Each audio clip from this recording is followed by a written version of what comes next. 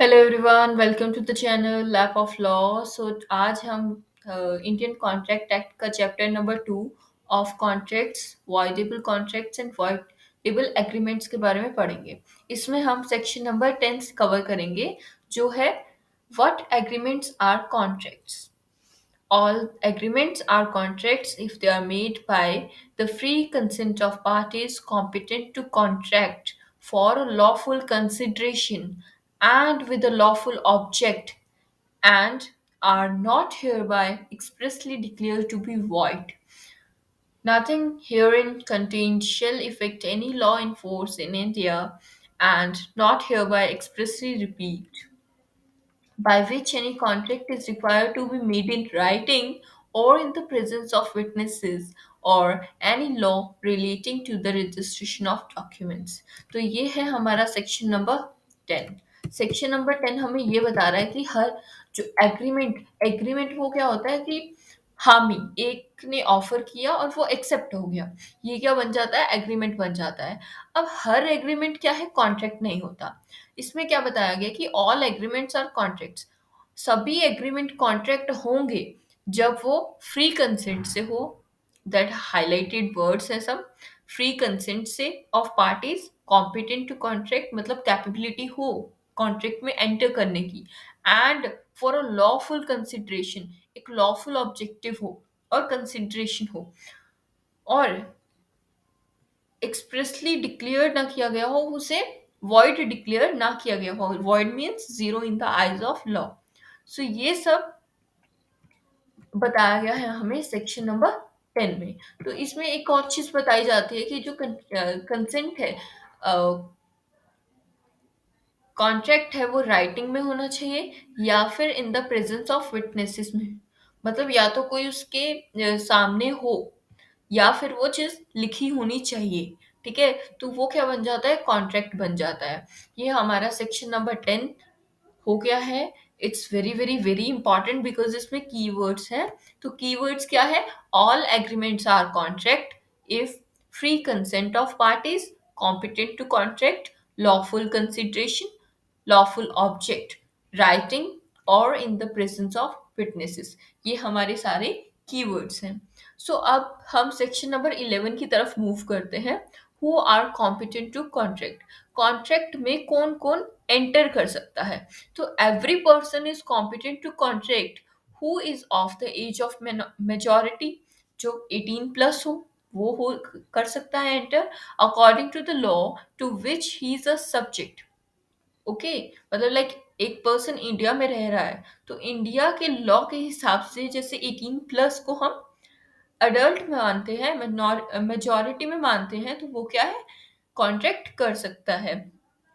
And who is of sound mind, sound mind पूरे ध्यान में कॉन्शियस हो, ठीक है, and is not disqualified by for contracting by any law to which he is a subject। कोई disqualify ना किया गया हो लॉ से, लॉ उस पर रोक ना लगाता हो कि वो कॉन्ट्रैक्ट ना ना कर सके।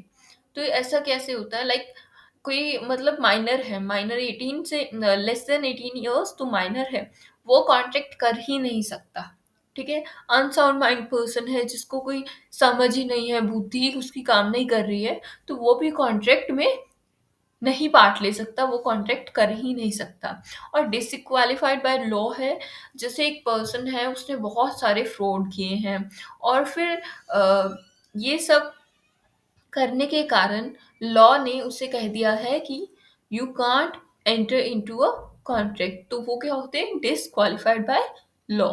तो ये हमें कहाँ दिया गया है, सेक्शन नंबर 11 पे, who are competent to contract. ये सब आप ध्यान से देखेंगे तो एक चेंज चल रही है। सेक्शन नंबर 10 में हमने पढ़ा था कॉम्पिटेंट टू कॉन्ट्रैक्ट होना ज़रूरी है एग्रीमेंट का कॉन्ट्रैक्ट में चेंज होने के लिए। वही हम सेक्शन नंबर 11 में इसको डिटेल में पढ़ रहे हैं कि कौन है कॉम्पिटेंट टू कॉन्ट्रैक्ट। सो अब आपको पता लग गया है कि अडल्ट पर्सन, मेजॉरिटी, ठीक है, साउंड माइंड और नॉट डिस्क्वालिफाइड बाय लॉ, अगर कोई पर्सन है तो वो कॉन्ट्रैक्ट में एंटर हो सकता है। सेक्शन नंबर 12 क्या बताता है? What is a sound mind for the purpose of contracting. Sound mind होने का क्या पर्पस है, क्या जरूरत है कि जो इंसान है उसका दिमाग काम कर रहा हो उस टाइम पे जब वो कॉन्ट्रैक्ट में एंटर कर रहा है। तो ये टाइमिंग ऑफ साउंडनेस जो है इसमें बहुत important है। A person is said to be sound mind for the purpose of making a contract if at the time he makes it he is capable of understanding and of forming a rational judgment as to its effect upon his interest। इसमें ये बताया गया है एक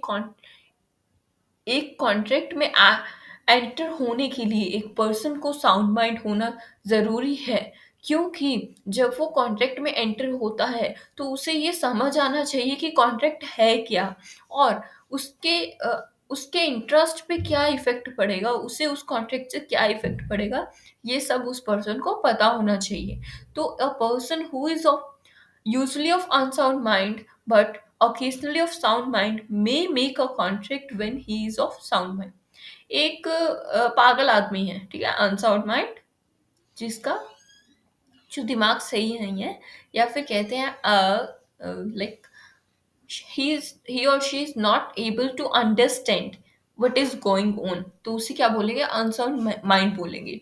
ठीक है, mad person. तो वो क्या है? अगर एक पर्सन है जो हमेशा के टाइम और यूजुअली जो है वो मैड रहता है, लेकिन कई बार क्या होता है वो कुछ टाइम के लिए एक रीजनेबल मैन की तरह सोच पाता है। तो जब वो रीजनेबल मैन की तरह सोच पाता है तब वो क्या कर सकता है? कॉन्ट्रैक्ट में एंटर कर सकता है। और इसी का अपोजिट, अगर हमेशा कोई एक पर्सन है जो अपनी सूझबूझ में रहता है, एक साउंड माइंड पर्सन है, ठीक है, but occasionally of unsound mind, लेकिन कभी कभी उसे लाइक दौरा पड़ता है, तो may not make a contract when he is of unsound mind.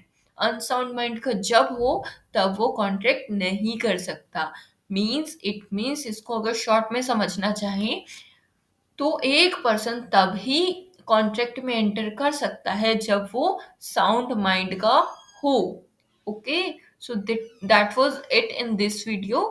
एक इलस्ट्रेशन हम कुछ पढ़ लेते हैं। A patient in lunatic him who is at intervals of sound mind may contract during those intervals। एक पेशेंट है जो पागल सा है, ठीक है, कभी कभी उसको समझ उस टाइम पे आ जाती है कि हाँ वो एक साउंड माइंड स्टेबल पर्सन है, तो उस स्टेबल जो उसकी कंडीशन है उसमें क्या कर सकता है? वो कॉन्ट्रैक्ट कर सकता है।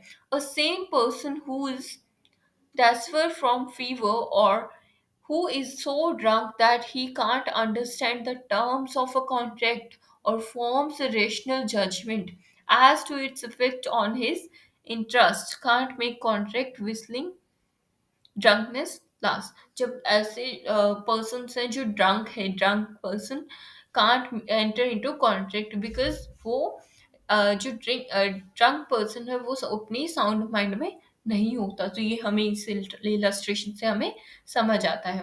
सो that was it in this video. Okay, आज हमने सेक्शन नंबर 10, 11 एंड 12 कवर किया। I hope you get it and understand it well. So happy learning, enjoy learning। जय हिंद, जय भारत।